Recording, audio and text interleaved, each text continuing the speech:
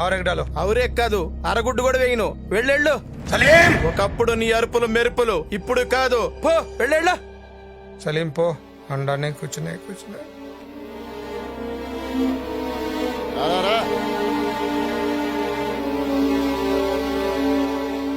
గుడేరా ఎందుకు? నామం ప్రకాష్. క్యాష్ ఇవ్వకుండా నామం పెట్టారని నా పేరెంట్స్ ని నామరూపాలు లేకుండా చంపా. ఎప్పుడు పుట్టింటి నుంచి డబ్బు తెమ్మన్నా నా భార్య సైలెంట్ గా ఉండడంతో దాన్ని వైలెంట్ గా చంపా. జంధ్యం శాస్త్రిని జంధ్యంతో చంపా. కత్తి కాంతారాన్ని కత్తితో చంపా. బంట సీనుని బంటతో చంపా. ఇప్పుడు నువ్వు గుడ్డు ఇవ్వకపోతే నీ గుడ్లు పీకి చంపుతా.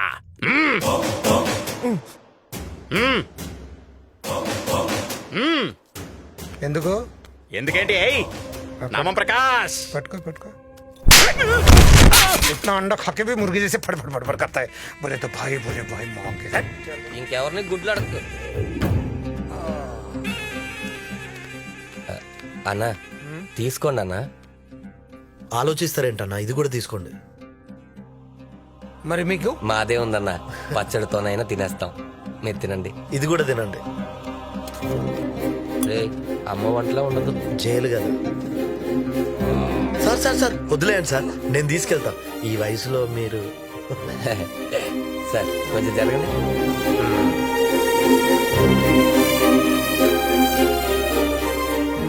మీరు ఏం చేసి జైలుకి వచ్చారు? మేమేం చేయలేదు సార్. అసలు జరిగింది ఏంటంటే,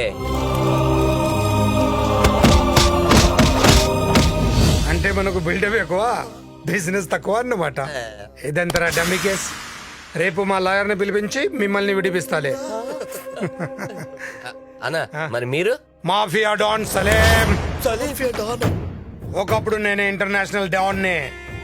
నా పేరు వెంటనే బడా లీడర్స్, పోలీస్ ఆఫీసర్స్ వణికిపోయేవారు. నా వెంట 100 మంది ఉండేవాళ్ళు. నా కోసం 1000 మంది వచ్చేవాళ్ళు. నా దగ్గర పనిచేసే వాళ్ళకి లక్షల జీతాలు ఇచ్చేవాడిని, కోట్లలో డీల్ చేసేవాడిని.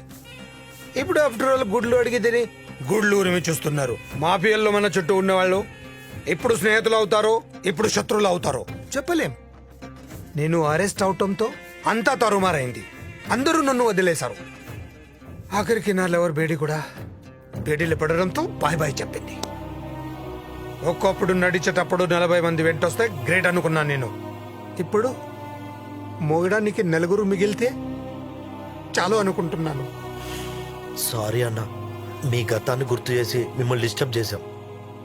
అయినా మీలాంటి మంచి వాళ్ళకి మంచి జరుగుద్దన్నా. అవునన్నా.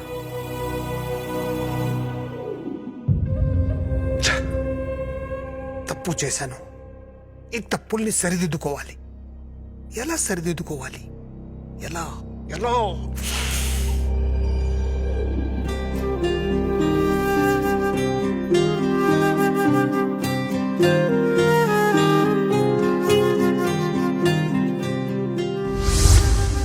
మరి ఇప్పుడు ఏం చేద్దాం? రా చెప్తా.